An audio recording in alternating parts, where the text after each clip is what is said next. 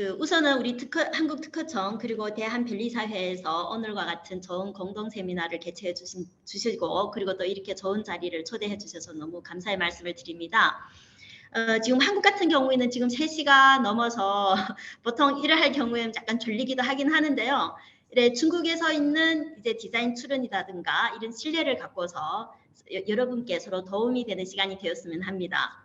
물론 이제 코로나 때문에 이렇게 온라인으로 밖에 만날 수 없어서 약간 좀 아쉬운 점은 있지만 그래도 같이 이제 준비한 내용에 따라서 즐거운 시간이 되었으면 좋겠습니다. 그러면 제가 준비한 내용으로서 화면을 공유시키도록 하겠습니다. 혹시 지금 화면이 잘 보이시나요? 네, 잘 보입니다. 네, 그러면 이제 헤이그 가입 이후로 중국의 디자인 출연 실무에 대해서 소개를 드리도록 하겠습니다. 우선은 먼저 법 개정과 그리고 그 법 개정에 따른 실무 변화에 대해서 말씀을 드리도록 하겠습니다. 잘 아시다시피 2021년에 중국에서 전리법이 4차 개정이 되었습니다. 물론 전리법에는 특허, 실용, 신안 그리고 디자인이 포함되어 있고요. 그리고 또 하나 중국에서 지금 올해 크게 이제 그러니까 변화되는 부분이라고 하면은 2022년 5월 5일부터 중국의 헤이그 가입으로 인해서 정식으로 이제 운영이 되었다는 면에 큰 차이가 있습니다. 우리 2021년 중국의 전리법 개정을 보면은요, 그 중에 디자인법이 많이 개정이 되었는데 이 또한 헤이그에 가입하기 위한 디자인법의 개정이라고 보시면 될 것 같습니다. 그리고 중국 실무에 많이 이제 참여하신 분이면 잘 아시다시피 중국은 전리법이 있고 실시세칙이 있습니다. 한국은 전리법이 아주 길고 디테일하게 기재가 되어 있지만 중국에서는 전리법에서 간략하게 기재를 해놓고 그리고 실시세칙에서 구체적인 실시 방식 등에 대해서 상세하게 기재가 되어 있습니다. 하지만 지금 아쉬운 면은 중국의 4차 법 개정, 즉 4차 실시세칙의 법 개정이 아직 정확하게 그러니까 그 개정 중이었기 때문에 아직은 미정 상태입니다. 그래서 4차 법 개정과 관련된 디자인 출원, 부분 디자인 출원 등등에 대해서는 아직은 실시세칙에 정확하게 규정이 되어 있지는 않습니다. 하지만 지금 이미 정해진 부분에 대해서 실무적인 내용에 대해서 말씀을 드리고자 합니다. 옛날 같은 경우에 우리 한국의 출연님께서 중국에서 출연을 하고자 할 경우이면은 디자인의 경우는 파리 루트밖에 없습니다. 즉 파리 조약에 따른 우선권 주장이 가능했습니다. 하지만 올해 이제 그 5월 5일부터 헤그 가입 정식으로 실행이 됨에 따라서 파리 루트 외에 헤그 루트가 있습니다. 그래서 두 가지 루트로 중국의 그 디자인 출연을 진행을 할 수가 있겠는데요. 그 차이점을 약간 말씀을 드리게 된다면 파리 루트는 반드시 중국에 있는 변리사 사무소를 먼저 선입을 해야 하기 때문에 만약에 우리 우선권 마감일에 시간이 넉넉할 경우이면 파리 루트를 통해서 중국에 있는 변리사 사무소에 의뢰를 해서 중국의 변리사 사무소에서 준비를 해서 중국 특허청에 출원을 하면 됩니다.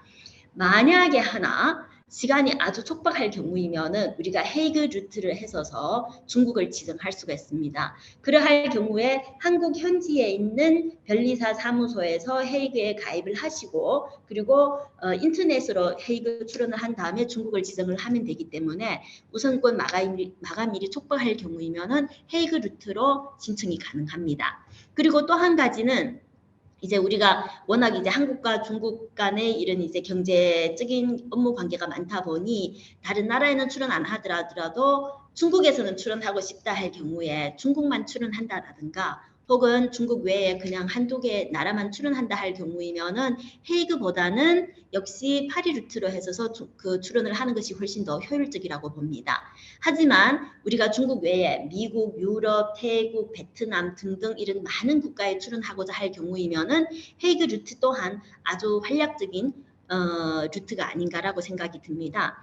그럼 파리 루트와 헤이그 루트 사이에 있어서 비용상에 크게 차이가 있느냐라는 차원에 있어서는 뒤에 부분에 있어서 사례를 들면서 말씀을 드리도록 하겠습니다. 우리 이제 특허 출원이나 실용신안 출원을 보시면 우리 IP5 즉 한국, 중국 그리고 미국, 유럽 일본 5개의 메인 국가상에서를 보면은요, 특허 출원 제도상 차이가 있다 하지만 그래도 상대편으로는 많은 유사성이 있습니다. 하지만 디자인 제도상에서는 아주 큰 차이점이 있습니다. 그 중에서 제일 큰 차이점이라고 할 경우에는 두 가지 있습니다. 하나는 부분 디자인 제도, 또 하나는 유사 디자인 제도에서 큰 차이가 있습니다. 옛날 같은 경우에는요, 중국에서 부분 디자인 제도가 없었기 때문에 한국에서 우선권에서 부분 디자인 출원을 하였을 경우 우선권 주장해서 중국 출원을 할 경우이면은 부분 디자인을 전체 디자인으로 변경을 해서 출원을 했습니다. 하지만 지금 작년 6월 1일부터 우리 한국에서 부분 디자인한 우선권으로 인해서 중국에서도 부분 디자인 출원이 가능하게 되었습니다. 단 출원만 가능하되 지금 심사는 대기 중입니다.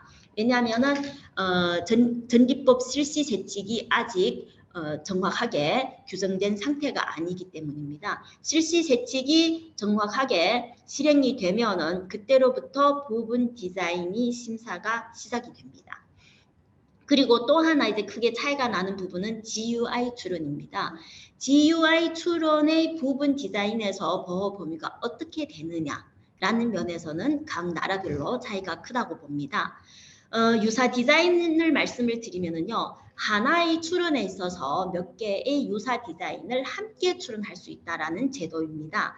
물론 중국에서는 유사 디자인이란 한 출원 여러 디자인을 출원할 수 있으며 관람료 등에서 약간 이제 그러니까 그 하나의 출원으로 관람료를 제출할 수 있다는 차원에서는 아주 유리합니다. 그리고 또 하나는 유사성으로 인해서 서로 유사한 디자인 사이에 등록할 수 없다라는 것도 피면할 수 있습니다. 유사 디자인 또한 부분 디자인과 똑같게 GUI 관련해서 유사하느냐, 유사하지 않느냐의 판단에서는 각 나라별로 그 차이가 또한 크다라고 봅니다. 그래서 오늘의 이 자료에 있어서는 부분 디자인과 유사 디자인을 메인으로 해서 중점으로 설명을 드리고자 합니다. 중국 그 법에 대해서 잘 아시는 분은 잘 아시겠지만 중국에서 이제 1985년도에 전기법이 실행됨으로 해서 거의 8년 차에 한 번씩 법 개정이 되었습니다. 최근에 4차 법 개정을 말씀을 드리면은요. 예전에 3차 법 개정, 2차, 1차 법 개정에 비교해서는 일찍 시작되었습니다. 하지만 유감스럽게 실행된 것은 13년 이후에 2021년에 실행이 되었습니다. 물론 4차 법 개정에 있어서 많은 분들이 잘 알고 계시는 부분은 1배 내지 5배의 징벌적 배상에 대해서 엄청 인상이 깊었다는 거가 있었고요. 그리고 또 하나는 3만 위안에서 500만 위안 이하의 이런 법적 배상의 인상에 대해서도 큰 인상이 있었다고 봅니다. 그와 별도로 4차 법 개정에서 크게 차이나는 부분은 헤이그 가입과 관련돼서 디자인의 변경이 많았다는 부분도 또한 큰 부분이기도 합니다. 예를 들면 디자인의 보호 범위가 15년으로 연장이 되었다든가 부분 디자인 제도가 도입이 되었다든가는 다 헤이그에 가입을 하기 위해서 사전에 준비된 사항들입니다. 그러면 구체적인 내용을 보도록 하겠습니다.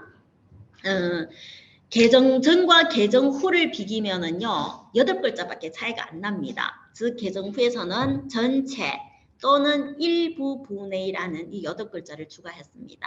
여기에서 이제 그러니까 그 주의해야 할 부분은 물품의 전체 또는 물품의 일부분이라는 면에서 주의를 하셔야 하겠습니다. 물론 우리 디자인의 존속기간은 원래 10년이었었는데 지금은 15년으로 그러니까 가산이 되었었고요. 물론 아까 말씀드린 바와 같이 지금은 출원은 가능하지만 심사는 대기 중입니다. 그러면 우리가 부분 디자인에서 물품의 부분이라고 하지 않았었습니까? 그러면 아래와 같은 실례를 보도록 하겠습니다. 컵에 있어서 4차 법 개정 전에는요. 예를 들어서 우리 이 디자인의 핵심적인 부분이 그 컵의 손바지에 있다고 합시다. 그러면 옛날에 4차 법 개정 전일 경우이면은 컵 전체를 우리를 출원을 할 수밖에 없었습니다. 하지만 우리 4차 법 개정 후에는 부분이 가능하기 때문에 컵의 그 손바지만 출원을 가능합니다. 하지만 여기서 주의해야 할 부분은 중국에서는 물품이 보호 대상이 되는 것입니다. 이 물품이라는 것은 독립적으로 사용 가능하거나 독립적으로 판매 가능한 물품을 한 개의 물품으로 봅니다. 그럼 이 컵일 경우에 컵의 손바지는 독립적으로 판매도 불가능하고 독립적으로도 사용이 불가능합니다. 그래서 출원할 때 부분 디자인이지만 이는 컵으로 출원을 해야 합니다. 단 컵의 요점상에서 우리가 손바지만 보호를 하고자 하는 차원입니다. 그래서 4차 법 개정 이후는 우리 아래 도면에 도시된 바와 같이 이런 이제 점선으로 컵의 주체 부분을 점선으로 표현을 하거나 혹은 전체 디자인으로서 컵을 출원을 할 수가 있습니다. 그럼 부분 디자인의 도면 작성에 있어서 어떻게 해야 하느냐에 있어서는 실시 세칙이 아직 정확하게 정해진 것이 아니기 때문에 도면을 어떻게 해야 하는 부분은 아직은 정확하게 알 수가 없습니다. 단 명확하게 우리 알려드릴 수 있는 부분은 한국과 똑같게 우리가 보호를 하고 보호를 원하지 않는 부분에 있어서는 점선으로 표시를 하거나 혹은 그레이로 된 배경을 색칠을 할 수 있습니다. 혹은 뭐 그레이라든가 노란색 컬러라든가 이런 거를 해서서 우리가 보호를 받지 아니하고자 하는 부분을 명확하게 나타낼 수만 있으면 됩니다. 보호하고자 하는 부분만 실선으로 표현을 하시면 됩니다. 그러면 부분 디자인은 보호받을 수 있다. 그러면 어떻게 그 유사성을 판단을 하느냐에 대해서 보도록 하겠습니다. 우리 출원 단계에 있어서 유사성 판단의 판단 주체는 일반적인 소비자가 판단을 하게 됩니다. 그럼 판단 방식으로 보았을 때는 직접 관찰을 하고 전체적으로 관찰을 하며 종합적으로 판단을 하여야 합니다. 그리고 물품의 외관만 판단 대상이 되는 것이지 물품의 내부 구조, 재료 등등은 우리가 유사성 판단은 속하지가 않습니다. 가끔씩 우리가 한국에서 중국으로 출원을 하게 될 때 우선권 부장을 해서 출원을 하게 될 때면은요, 우리가 한국의 디자인 출원의 우선권 서류 내부에서 이 디자인에서 어떤 부분 어떤 재료로 구성되었습니다라는 기재가 있는데 중국에서는 보통 이러한 부분을 삭제를 하거든요. 왜냐하면은 재료는 보호 대상 외이기 때문입니다. 그러면 일반적인 소비자가 직접적으로 관찰을 하고 전체적으로 관찰을 했었을 때 유사하느냐 하지 않느냐라는 것을 판단을 하게 되는데요. 이 사례를 보도록 하겠습니다. 옛날에 우리가 부분 디자인이 없을 경우이면은 우리 각 제품의 휴대폰의 오른쪽 아래 부분에 있어서 인터페이스가 있지 않습니까? 그리고 카메라의 오른쪽 아래 부분에 있어서 인터페이스가 있는데요. 옛날에 우리가 부분 디자인 제도가 없을 경우이면은 인터페이스를 포함하는 휴대폰, 단말기 혹은 인터페이스를 포함하는 카메라라고서 해서 이제 출원을 하게 되는데요. 지금 부분 디자인 제도가 있음으로 해서서 이제 휴대폰이나 카메라가 아니라 카메라에 사용되는 인터페이스가 되게 됩니다. 그럼 출원 단계에 있어서 만약에 우리가 카메라를 물품으로 해서 인터페이스를 출원하였을 경우에 만약에 심사관께서 이런 인터페이스가 있는 휴대폰 단말기의 선출원을 그러니까 발견을 하였을 경우이면은 아마 지금 시청하시고 계시는 분께서는 유사하다라고 판단을 해서서 후출원된 카메라에 사용되고 있는 인터페이스는 등록이 불가능할 것이라고 봅니다. 그러면 출원 단계에서는 거의 100% 유사하다라고 판단하는 것이 결론이라는 전제하에 다음 사례를 보도록 하겠습니다. 우리가 출원에서의 유사성 판단은 그렇게 되어 있고 그러면 출원한 다음에 등록이 되었다? 디자인이 침해하느냐 하지 않느냐의 판단에 있어서는 아래와 같이 판단을 하게 됩니다. 첫 번째로의 전제 조건은 침해 제품이 즉 침해 물품이 디자인의 물품과 동일하거나 유사해야 한다는 것이 전제 조건입니다. 즉 전반적인 물품이 우선은 동일하거나 유사해야 합니다. 그 다음으로서는 침해 제품에 사용되고 있는 디자인이 등록 디자인과 동일하거나 유사해야 한다고 합니다.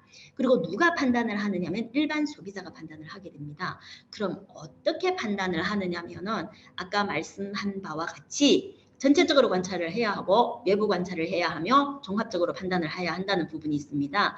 그리고 기술적 기능에 인한 설계라든가 전체 시각에 영향을 미치지 아니하는 재료나 내부 구조 등의 특징은 고려 대상 외입니다.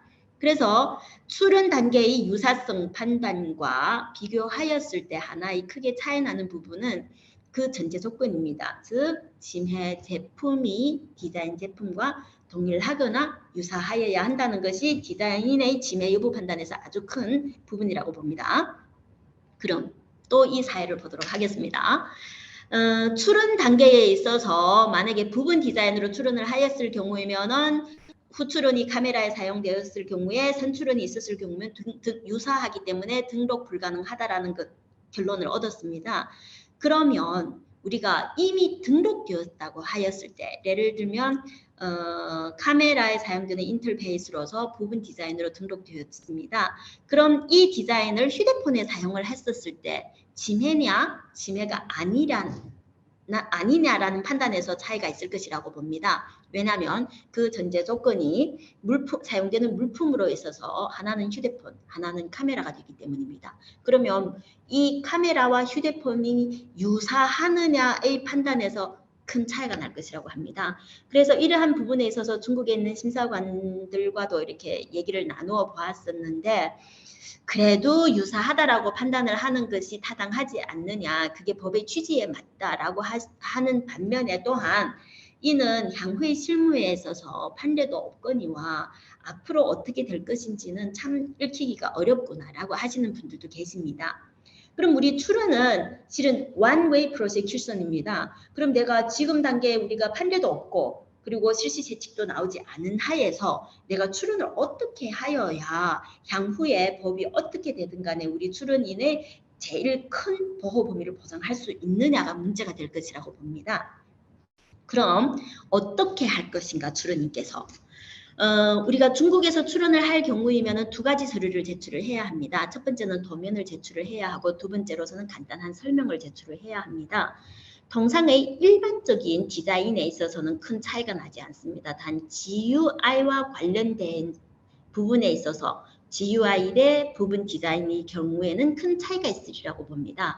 그래서 중국 출원을 하였을 경우이면은 파리 루트로 중국 출원을 하되 한국 출원 그대로 중국 출원을 하는 것이 아니라 약간 수정을 해서 중국 출원을 하는 것이 더 이상적인 것이라고 봅니다. 예를 들면 우리가 통상적으로 기재해야 하는 디자인 물품의 명칭, 카메라라든가 뭐 이런 거 디자인 물품의 명칭, 디자인 물품을 사용하는 용도, 설계 요점, 그리고 우리 설계 요점을 가장 뚜렷하게 표시할 수 있는 하나의 도면 또는 사진을 찍어야 할 뿐만 아니라 또 하나는 부분 디자인이라는 것을 설명하되 간단한 설명에 있어서 우리 GUI가 적용될 수 있는 물품을 기재하는 것이 더 좋지 않냐라고 생각이 듭니다. 즉 예를 들면 우리 디자인의 명칭을 GUI라고 하였을 때 간단한 설명에 있어서 우리 이 GUI는 패널이라든가 이동 단말기, PDA, 카메라 등등에 사용할 수 있습니다라는 말씀. 한마디로 더 기재하는 것이 향후에 있어서 출원 외에 등록된 후의 침해 판단에 있어서 침해 여부의 판단에서 큰 도움이 될 것이라고 생각이 됩니다. 이는 한국의 출원 실무와 약간 차이 나는 부분이 있기 때문에 이러한 점을 고려하였을 경우이면은 헤이그보다는 파리 루트가 더 자유스럽지 않겠냐라고 생각이 듭니다. 그럼 우리가 중국에서 디자인 출원 건수를 잠깐 살펴보도록 하겠습니다. 우리가 2020년까지만 해도 우리 디자인 출원 건수가 77만 건 정도 되고요. 작년 같은 경우에는 디자인 건수가 80만 건 정도가 되었습니다. 그리고 근 10년을 이제 보시면 디자인 출원 건수가 계속 날날이 늘어나고 있는 부분입니다. 그리고 우리 디자인의 등록률을 보면은요, 거의 한 98% 이상이 됩니다. 98.5인가 99%인가 그 정도 됩니다. 그리고 거절이 적고 불복 심판이 적고 하지만 그와 반면에 디자인 출원의 무효 심판 청구율은 적지는 않습니다. 거의 중국의 무효 심판의 한 30% 정도는 차지를 하고 있습니다. 어떤 뜻인가 하면은요, 중국에서 그만큼 디자인이 활약하게 사용되고 있다는 것입니다. 그러면 우리가 거절률, 등록률, 무효 심판율 외에 또 두 가지 데이터를 보도록 하겠습니다.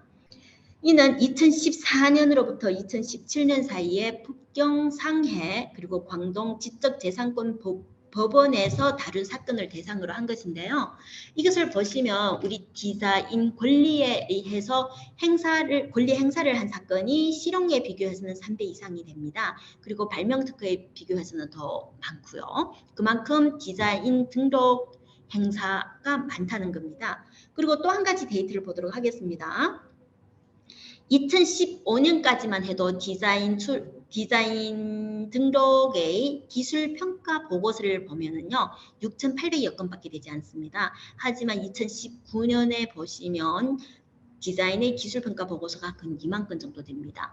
그러면 왜 디자인 기술평가 보고서가 그렇게 많이 신청이 되느냐면은 법원에서 우리가 디자인 권리에 있어서 권리 행사를 할 경우이면은 기술평가 보고서를 준비를 해서 제출을 해야 하기 때문입니다. 즉 방금 전에 이제 말씀드린 2017년까지의 북경, 상해, 광동 지적재산권 법원의 사건을 대상으로 보았을 때만 해도 디자인에 의한 그 권리 행사가 많지만 2018, 19년까지만 보아서도 디자인 권리에 의한 이제 권리 행사가 활성화되고 있다는 것을 알 수 있게 될 것입니다. 그리고 또 하나는 이제 4차 법 개정에서요, 이제 크게 변화된 부분을 말씀을 드리면은 국내 우선권 제도입니다. 즉, 원래 중국의 법에 의해서는 국내 우선권 제도는 특허 출원과 실용신안 출원만이 국내 우선권 주장이 가능했는데요. 근데 우리가 2021년 4차 법 개정 때 디자인 출원에 의해서 국내 우선권 주장도 가능하도록 되어 있습니다. 그래서 해외 출원님께서 많이 이제 이런 문의를 받고 있습니다. 발명 특허나 실용신안 특허는 국내 우선권 주장이 이해가 되는데 왜 디자인 출원에도 국내 우선권 제도가 필요할 것인가? 이 제도를 도입하게 된 원인이 무엇인지 이해가 하기 어렵다라고 해외 출원인으로부터 이런 문의를 많이 받게 됩니다. 그래서 우리가 디자인의 국내 우선권 제도를 어떻게 활용할 수 있을 것인가라는 것에 대해서 잠깐 말씀을 드리도록 하겠습니다. 한국 같은 경우이면은요, 발명, 실용, 디자인 이렇게 변경 제도가 있지 않습니까? 하지만 중국에서는 이런 변경 제도가 없습니다. 발명과 실용 사이에서는요, 발명 출원을 제출을 하고 진보성이 조금 어렵구나 할 경우에 이 발명 특허를 우선권으로 해서 실용 신안을 출원을 할 수가 있습니다. 단 디자인은 불가능합니다. 하지만 디자인의 국내 우선권 제도를 도입함으로 해서 발명, 실용, 디자인 간에 서로 국내 우선권을 주장을 하면서 출원이 가능하게 됩니다. 물론 디자인은 우리 도면만을 제출을 하기 때문에 그 도면에 나타낸 내용으로서 얼마만큼 발명, 실용, 신안 우선권 주장을 해서 새로운 발명, 실용 신안을 제출을 할 수 있는가는 물음표가 있긴 하지만 이러한 차원에서 사용 가능하다는 것입니다. 그리고 또 하나 우리가 이제 사용할 수 있는 부분에 있어서는요, 우리가 한 개의 이제 디자인이 있은 다음에 그 디자인이 최종은 아닙니다. 이 디자인이 있음으로 해서 그와 유사한 디자인으로 한 개월, 3개월, 심지어 6개월 후에 새로운 디자인들이 많이 창출을 하게 되는 겁니다. 하지만 우리가 우선 출원을 하고 나서 그 후에 또 출원을 하게 되면은 유사성이라든가 이런 걸로 해서 등록이 불가능하게 됩니다. 그래서 만약에 6개월 이내에 국내 디자인 출원 우선권 제도로 해서 국내 디자인 출원 가능하다라고 하면은 첫 번째 디자인 출원을 하고 나서 추후에 새로운 유사한 디자인이 있을 경우에 이 출원을 우선권으로 해서 새롭게 출원을 하되 디자인 1, 디자인 2, 디자인 3, 4, 5, 6으로 해서 유사한 디자인을 하나의 출원으로 다시 출원을 할 수 있다라는 차원에서 추후에 이런 디자인을 병합해서 출원을 할 수 있다라고 이제 그러니까 이 제도를 이용을 할 수가 있습니다. 그리고 또 한 가지 이제 크게 사용되는 부분이라고 하면은요. 발명이나 실용 같은 경우이면은 문자가 기재되어 있습니다. 그래서 이러한 전후의 문자상의 내용을 보아서 얼마만큼 보정이 가능합니다. 하지만 디자인 출원은 그렇지가 않습니다. 디자인 출원은 도면에 나타낸 부분에만 의해서 보정이 가능하는데 그 보정 또한 당업자가 보았을 때 유일하게 명확하게 보정 가능한 법이만 우리가 디자인 출원에 대해서 보정을 가능합니다. 하지만 이제 만약에 그 범위를 초과했을 경우에 결과적으로 보면은 보정은 신규 사항이라 해서 보정은 불가능하다. 하지만 또 이러한 결함이 있기 때문에 결과적으로서는 우리가 출원을 거절 결정하게 되는 것입니다. 그래서 결과적으로는 보정도 불가능하고 그리고 이 결함으로 인해서 거절 결정밖에 될 수가 없습니다. 하지만 우리가 만약에 이러할 경우에 국내 우선권 제도가 있을 경우이면은 번출원을 우선권 주장으로 해서 그 결함을 극복해서 새로운 출원을 제출할 수 있습니다. 그래서 국내 우선권 제도에 있어서는 이러한 세 가지 루트로 사용을 할 수 있습니다. 물론 해외의 클라이언트에 대해서는 조금 중국 국내 디자인 제도가 사용할 수 있을까 없을까에 대해서 조금 의문사항은 있긴 하지만 혹시 중국에서 이제 현지 법인이 있어서 중국에서 첫 출원을 하였을 경우에는 이러한 제도를 사용할 수 있습니다. 그 다음으로 우리가 중국에서의 유사 디자인 제도를 보도록 하겠습니다. 원칙상에서는 한 개의 디자인 출원에 한 개의 디자인이 있어야 한다는 것이 원칙이지만 동일한 물품에 있어서 2개 이상의 유사 디자인을 합병해서 출원을 가능하도록 합니다. 하지만 한 개의 출원에 있어서 중국 현행법에 따라서는 10항을 초과해서는 아니 된다라는 부분이 있습니다. 그럼 디자인 합병 출원을 어떻게 할 것인가에 있어서 몇 가지 주의할 점이 있습니다. 첫 번째로서는 그 전제 조건으로서 반드시 동일한 물품의 유사 디자인이어야 된다는 것을 꼭 주의하셔야 합니다. 그리고 또 하나는 기본 설계가 있고 이 기본 설계에 서로 유사한 설계, 즉 유사한 디자인을 출원이 가능하다는 겁니다. 어떤 뜻인가 하면요. 첫 번째의 디자인 1을 기본 디자인으로 해서 디자인 2, 디자인 3, 디자인 4가 있을 경우에 디자인 2가 기본 설계와 유사하여야 하며 디자인 3 또한 기본 설계와 유사하여야 하며 디자인 4 또한 기본 설계와 유사하여야 합니다. 우리 가끔씩 보시면 이러한 경우가 있죠. 기본 디자인이 있고 그리고 그와 유사한 디자인 2가 있습니다. 그리고 또 디자인 2와 유사한 디자인 3이 있습니다. 그리고 또 디자인 3과 유사한 디자인 4가 있습니다. 이를 할 경우에 나중에 디자인 3과 디자인 4는 기본 디자인과 유사성이 없다라고 판단할 가능성이 있습니다. 그래서 이러한 부분은 해외의 디자인 제도 중 유사성 판단과 차이가 나기 때문에 주의하셔야 합니다. 그리고 또 하나는 동적인 GUI의 유사성 판단에서도 큰 차이가 납니다. 이 부분에 대해서는 추후에 우리가 사례를 보면서 설명을 드리도록 하겠습니다. 그럼 우리가 동일한 물품을 어떻게 판단을 하느냐 보도록 하겠습니다. 이제 윗부분의 설계 1, 설계 2, 설계 3이라는 것은 이제 세 개의 독립적인 디자인입니다. 모두 다 사발이라는 물품을 대상으로 하고 있습니다. 이를 할 경우에 똑같은 물품에 유사한 디자인으로 해서 중국에서는 하나의 출원으로서 세 개의 디자인을 포함해서 출원이 가능합니다. 그러면 우리 아래의 부분을 보도록 하겠습니다. 아래의 부분을 보면은요, 그 패턴이 아주 유사합니다. 하지만 우리 중국 같은 경우이면은 이는 유사 디자인으로 보지는 않습니다. 왜냐하면 하나의 동일한 물품으로 보지 않기 때문입니다. 왜냐하면 하나는 쟁반, 하나는 사발, 하나는 접시. 이를 할 경우에 하나의 물품으로 보지 않기 때문에 중국에서는 유사 디자인으로 판단하지 않습니다. 물론 디자인은 아주 비슷하지만요. 그러면 이제 또 유사성 판단을 보도록 하겠습니다. 이 사례에서 보면은요, 커넥터입니다. 커넥터에서 윗부분의 2개가 이제 하나의 디자인이 되는 거고요. 두 번째 2개가 디자인 2, 그리고 아랫부분의 2개가 디자인 3, 디자인 4가 되는 겁니다. 중국 같은 경우이면은 이 부분이 핵심적인 부분에 유사성이 있다라고 해서 이러한 부분에 차이점이 나긴 하지만 그래도 유사성이 있다라고 해서 하나의 디자인 출원에 4개의 디자인을 포함해서 출원이 가능합니다. 그러면 우리 여기에 그 초콜릿의 포장 박스에 대해서 이제 보도록 하겠습니다. 핵심적인 디자인은 이 부분이라고 봅니다. 그래서 우리 디자인 박스가 하트형이든 장방형이든 아마 이제 중국 같은 경우는 이는 유사 디자인 상에서 유사성이 있다라고 판단을 하게 됩니다. 단 이 부분이 일부의 국가에 있어서는 하트형의 박스랑 장방형의 박스 사이는 크게 차이가 난다라고 해서 유사성이 없다라고 판단할 가능성도 존재합니다. 그래서 이러한 부분에 있어서 우리가 만약에 헤이그를 통해서 추론을 한다고 할 경우이면은 아마 나라별로 일부 나라에 있어서는 단일성을 인정하지만 일부 나라에서는 단일성을 인정하지 아니할 경우도 있습니다. 그러면 우리 동적 GUI에 대해서 보도록 하겠습니다. 이거는 지능형 알람에 관련된 부분 GUI인데요.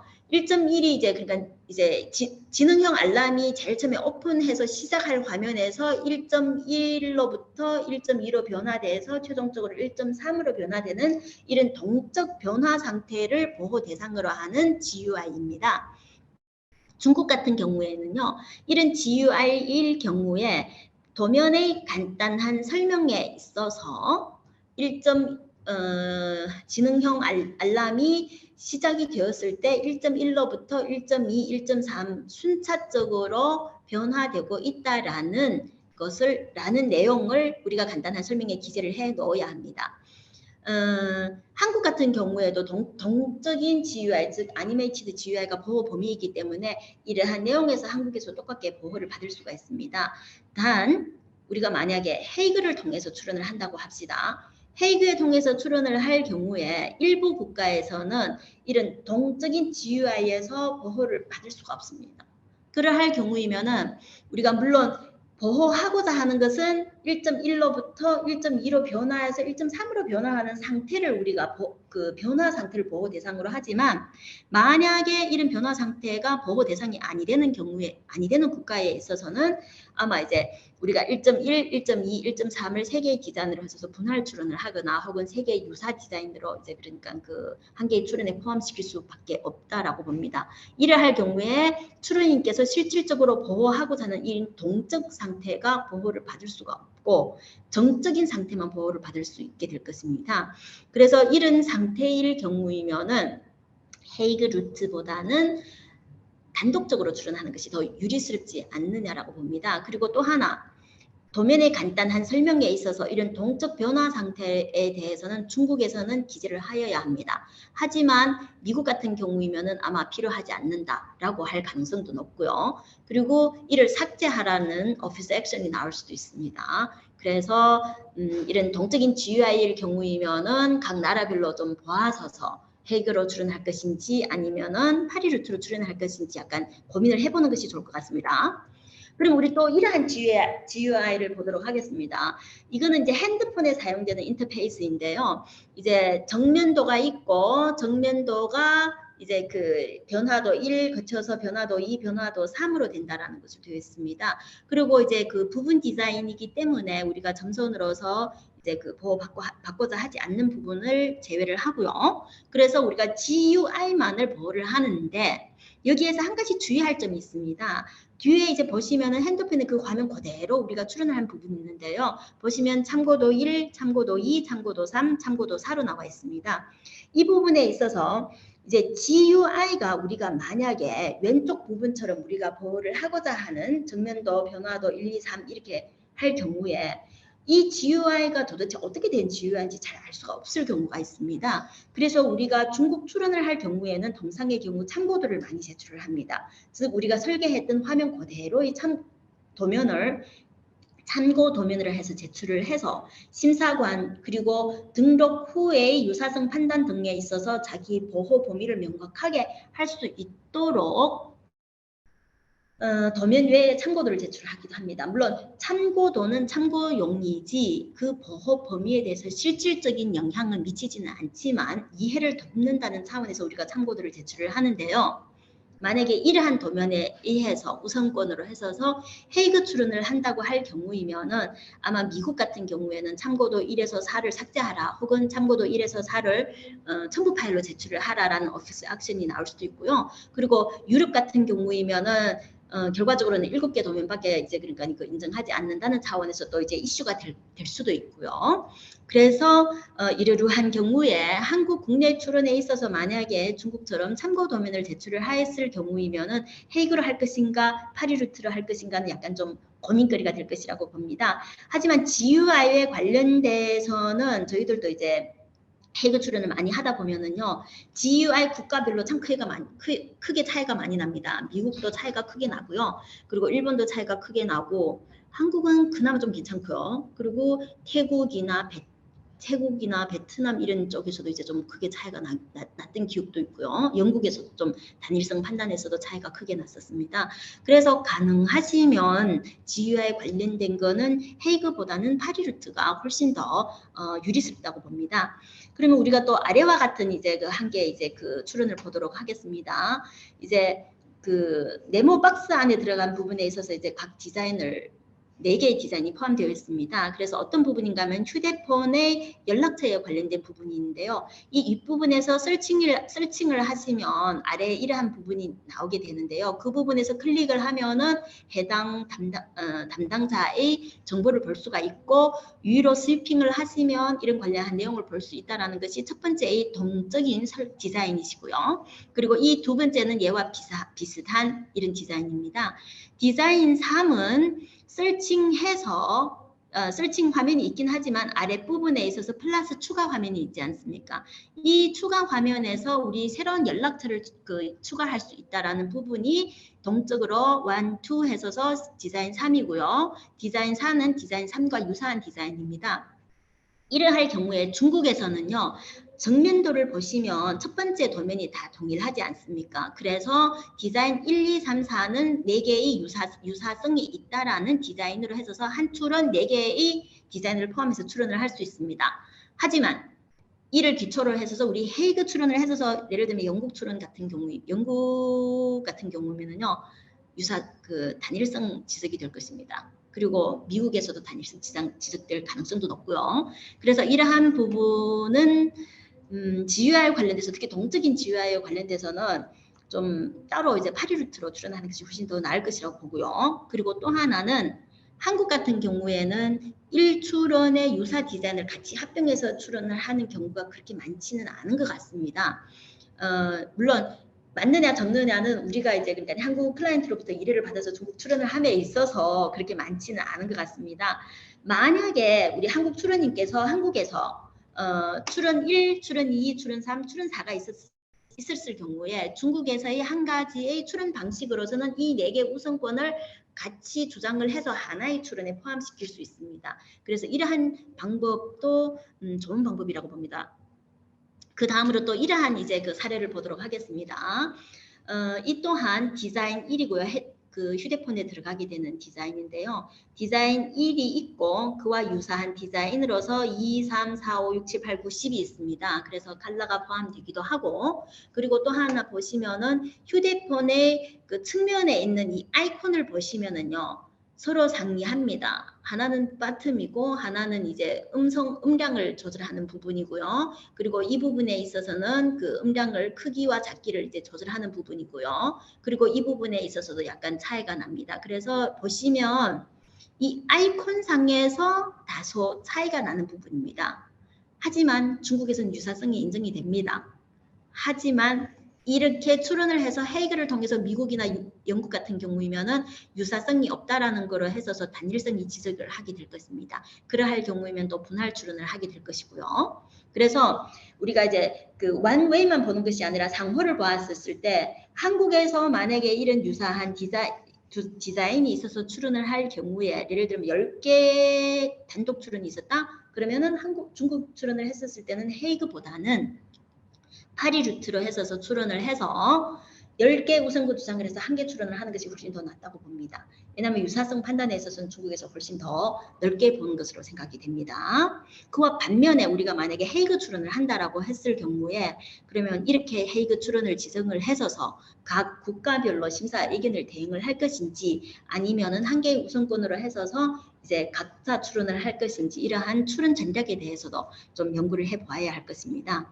그러면 아까 우리가 중국에서 파리 루트도 있고 헤이그 루트도 있다고 했는데 그러면 5개 국가 예를 들면 미국, 중국, 그리고 그 유럽, 일본, 한국 IP5를 이제 그 국가를 출원을 했었을 때 우리가 비용상 크게 차이가 나느냐 안 나느냐를 저희가 한번 계산을 해본 적이 있었습니다. 우리가 출원하는 차원에 있어서요. 그러한 경우를 보았었을 때는 이제 물론 파리루트에서는 국가별 대리인 수수료가 필요하게 될 것이고 국가별 이제 그러니까 그 관람료가 필요할 것입니다. 하지만 오점이라는 것은 국가별의 제도를 각자 활용을 할 수 있다는 오점이 있고요. 하지만 헤이그일 경우이면은 관람료에서는 크게 차이가 나지 않다고 봅니다. 단 헤이그 출연한 다음에 지정한 국가에서 심사 의견이 없을 경우이면은 현지 대리인 비용이 발생이 되지 않습니다. 이러한 차원에서 저는 비용 절감이 됩니다. 하지만 GUI나 혹은 이제 뭐 동적인 상태다라든가 이러한 경우에 있어서는 국가별로 제도 차이가 크기 때문에 심사 의견이 발생할 경우이면은 또 그 대응되는 비용도 발생할 것이고 분할 비용도 발생할 것이고 합니다. 그래서 출원별로 뭐 굳이 꼭 파리 출연이 더 저렴하다, 헤이그 출연이 더 저렴하다라고는 말씀을 드리기 어렵고요. 그래서 만약에 우리 동상의 디자인일 경우이면은 출연 국가가 많을 경우에 헤이그로 출연할 경우이면은 대리인 비용상에서는 약간 저렴할 수가 있습니다. 하지만 GUI나 동적인 상태가 있다든가 부분 디자인 등등이 있을 경우이면은 헤이그보다는 파리 루트가 조금 더 활력적이라고 생각이 됩니다. 그래서 이상으로서 제가 시간이 다 된 것 같은데요.